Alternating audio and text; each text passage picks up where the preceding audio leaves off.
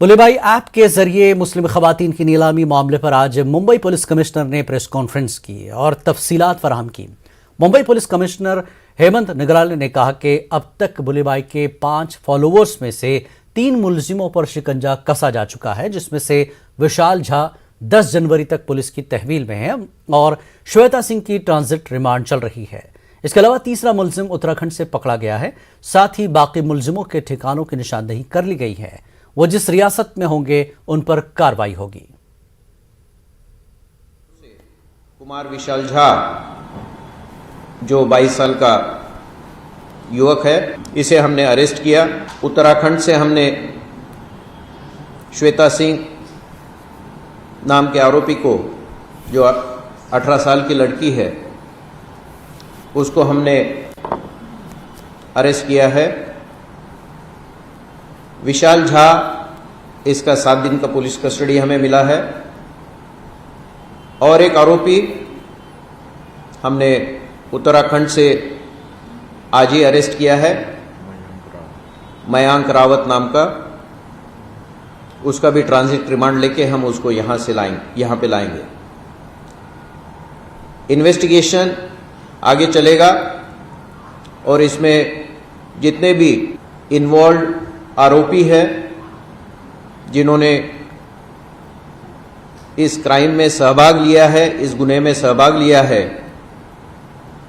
Directly या indirectly. कौमी अक़लियती commission के जरिए पिछले दिनों दिल्ली यूनिवर्सिटी के 4 कॉलेजों Khalsa college, Ambedkar college, Miranda house college और लेडी श्रीराम कॉलेज को उर्दू के साथ तफरीक के मामले को लेकर नोटिस दिया था। 1 माह में कमेटी की जांच रिपोर्ट भी तलब की गई है। आज हम अपनी रिपोर्ट में आपको बताएंगे कि किस कॉलेज में कभी उर्दू हुआ करती थी और अब क्यों नहीं है।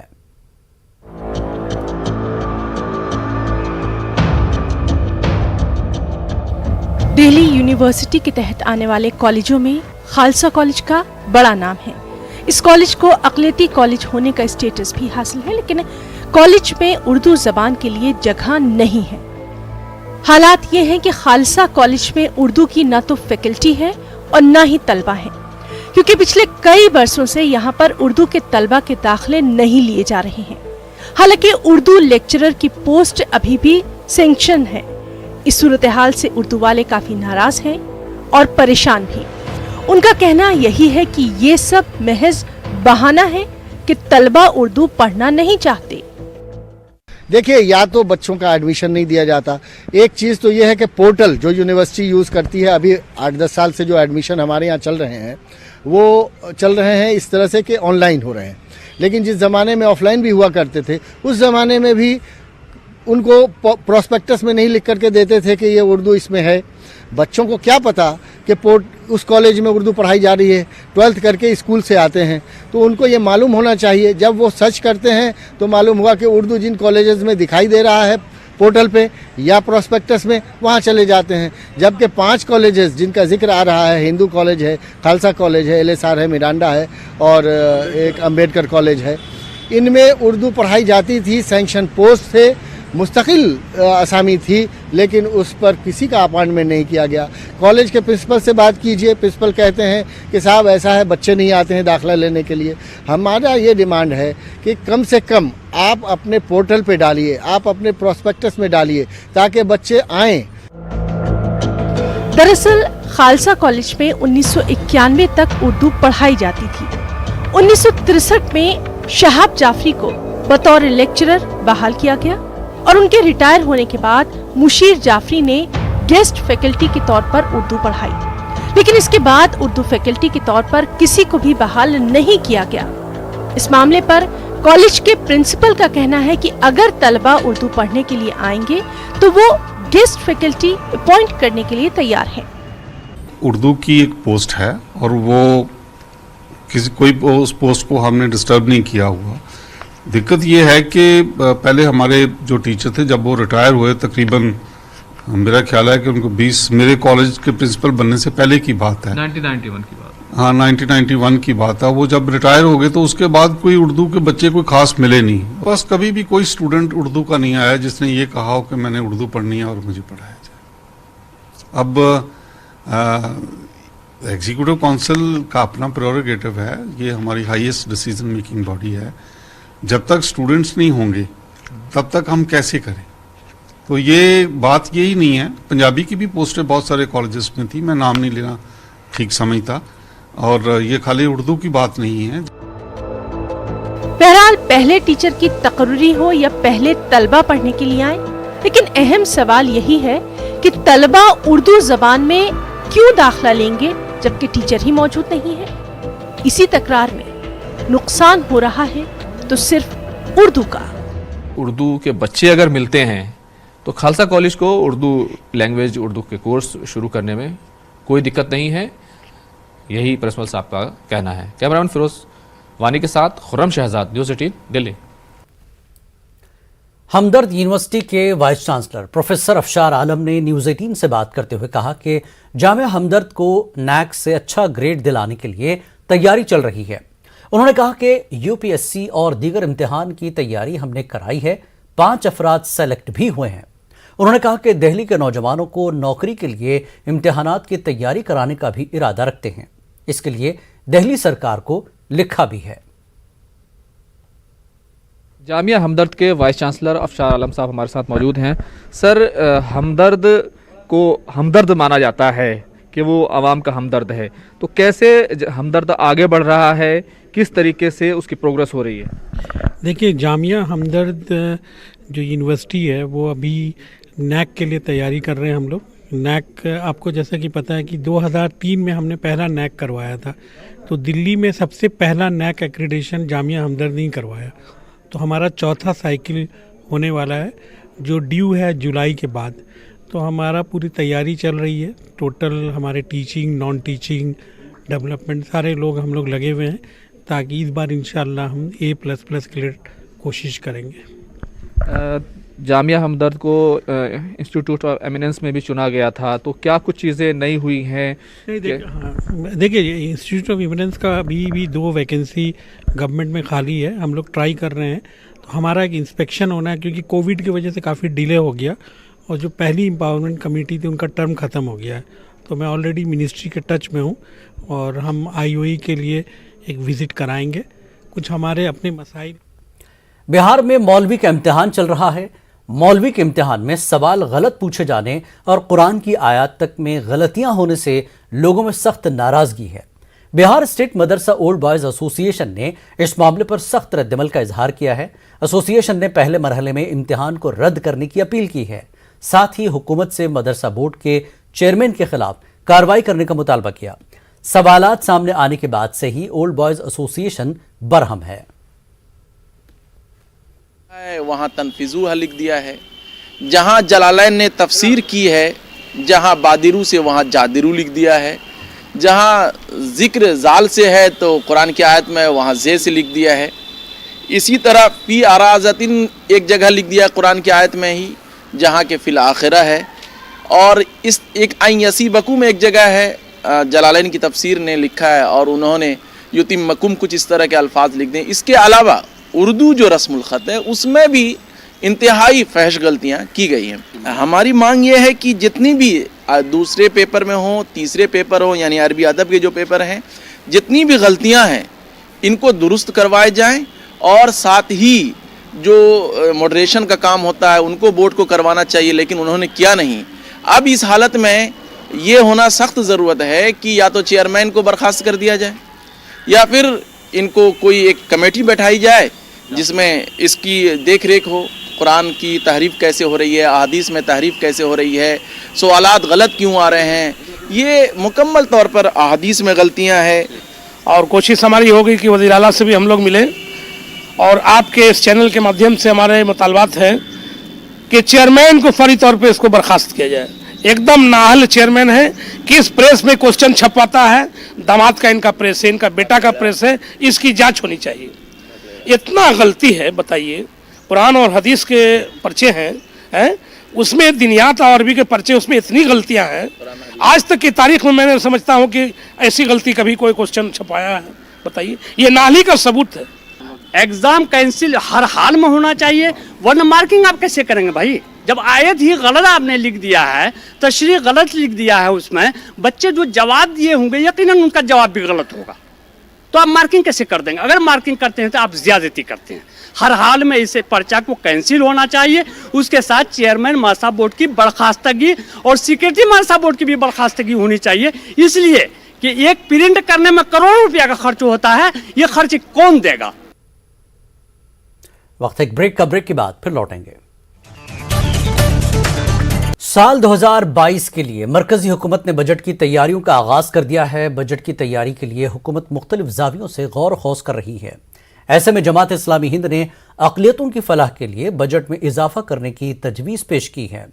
वहीं मुख्तार अब्बास नकवी ने कहा कि हुकूमत अक़लियतों की तरक्की के लिए संजीदा है।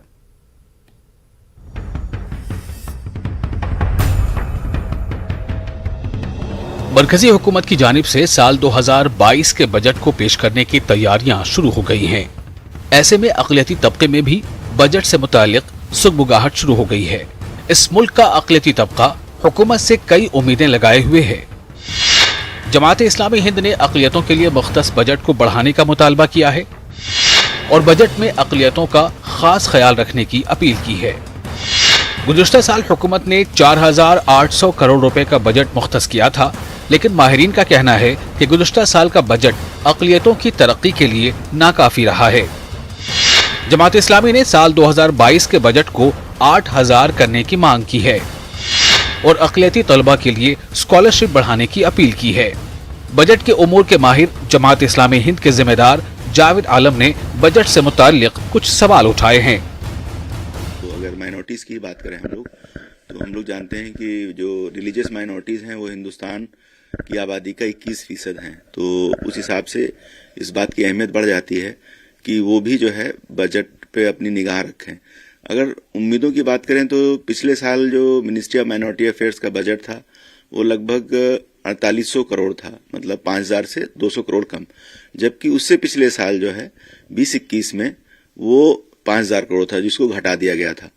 तो अगर हम लोग मतलब तवक्कुआत रखते हैं कि बजट अच्छा हो तो मिनिस्ट्री ऑफ माइनॉरिटी अफेयर्स जो है वो जो स्कीमें हमारी बहुत सारी हैं, स्कॉलरशिप प्रोग्राम्स हैं, NMDFC है, तो इस तरह के प्रोग्राम्स को अगर ध्यान में रखें और जो वादे किए गए थे 2019 में कि माइनॉरिटीज़ को हुकूमत 1 करोड़ जो है वो स्कॉलरशिप देगी, नई स्कॉलरशिप देगी, जबकि जो वो कोटा है अभी सिर्फ 35 लाख से बढ़ा ही नहीं है।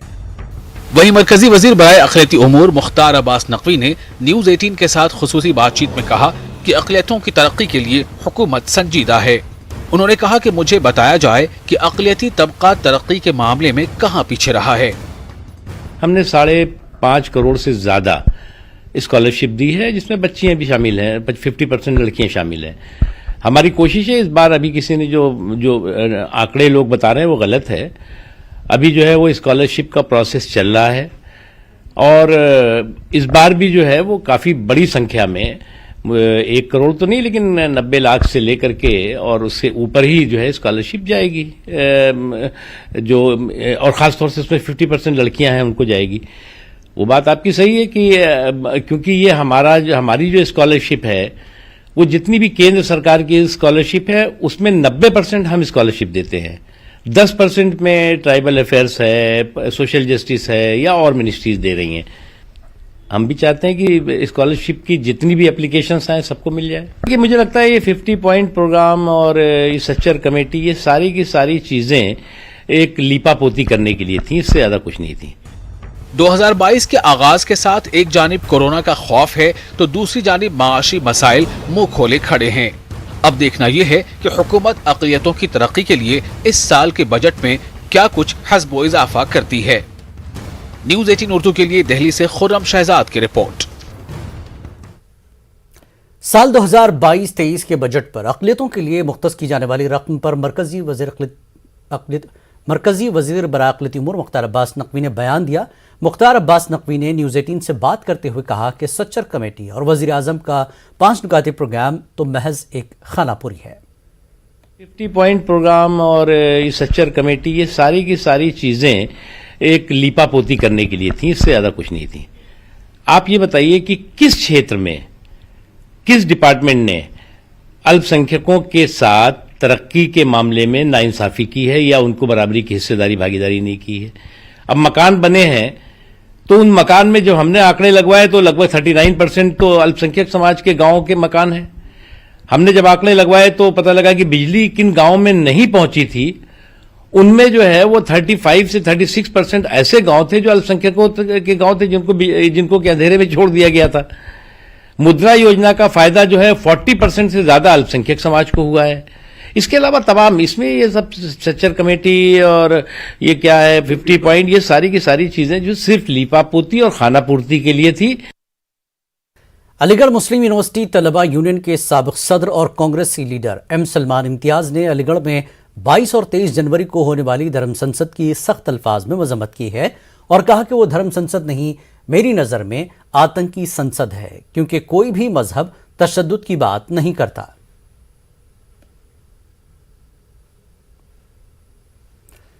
मुल्क में कोरोना का खतरा तेजी से बढ़ता जा रहा है। आज कोविड ने अलीगढ़ मुस्लिम यूनिवर्सिटी के vice chancellor professor Tariq Mansoor को भी अपनी गिरफ्त में ले लिया है। खुद vice chancellor professor Tariq Mansoor ने ट्वीट करके यह इतला दी है कि उनकी कोविड रिपोर्ट पॉजिटिव आई है।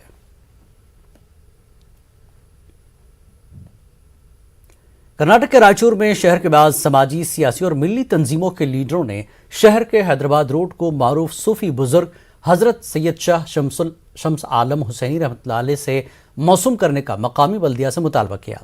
इस सिलसिले में मकामी समाजी कारकुन सैयद शमसुद्दीन, शेख मासूम और सैयद दस्तगीर ने बल्दिया कमिश्नर को एक मेमोरेंडम पेश किया।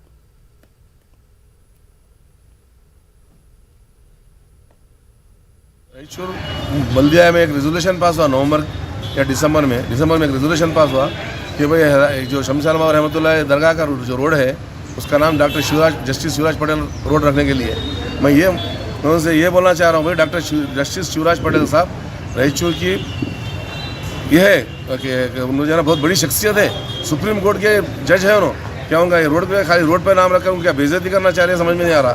अगर करना ही है तो म्यूनसिपालिटी वाले सिद्धरामपुर के बाद एक लेआउट बन रहा है आरडीए का, वहाँ पर जस्टिस शिवराज पटेल लेआउट बनने का नाम रखिए, या कोई 20-25 एकड़ लेगा गरीबों को जो है ना गरीबों के लिए बनाकर जो है ना वहाँ justice Shivraj Patel layout colony में नाम रखिए, बजाय उसके गैर जो ऑलरेडी एक नाम है उसको हटाकर नाम रखने का क्या मकसद है उसका।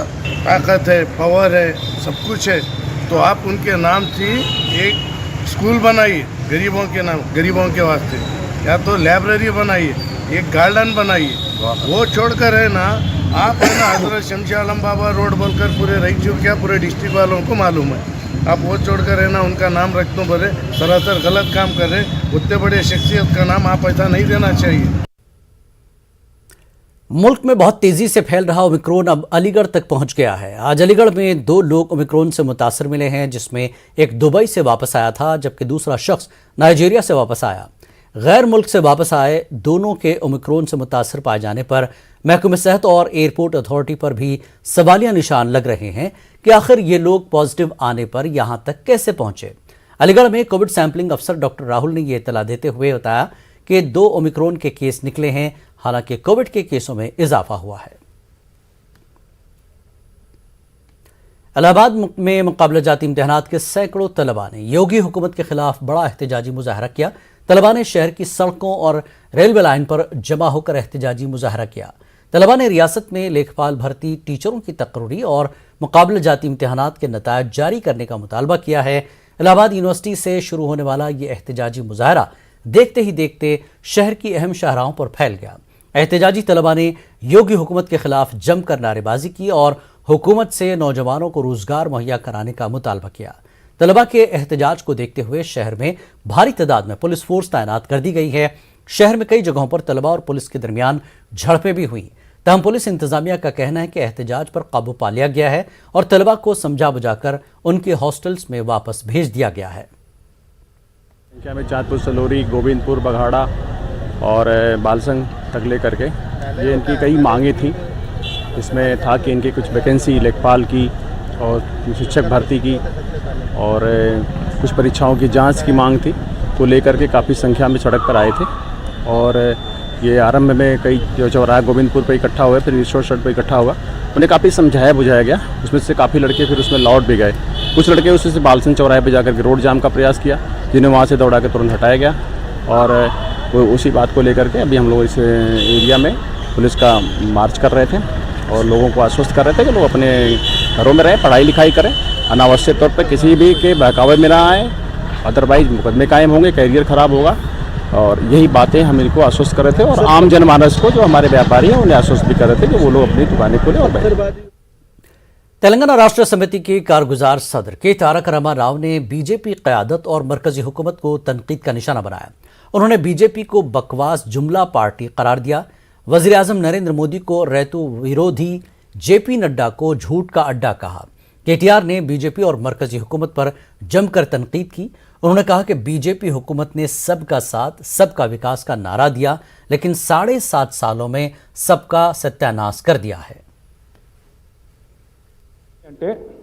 బక్వాస్ జుమ్లా పార్టీ అది.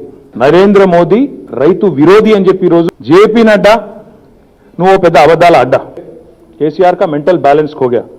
नड्डा जी, मैं पूछना चाहता हूं आपसे, किसका मेंटल बैलेंस बिगड़ गया? बताओ, जरा सोच के बताओ. विश्वेश्वर तुडू उनका नाम है, minister of state water resources. इस बुलेटिन में फिलहाल इतना ही। आदाब।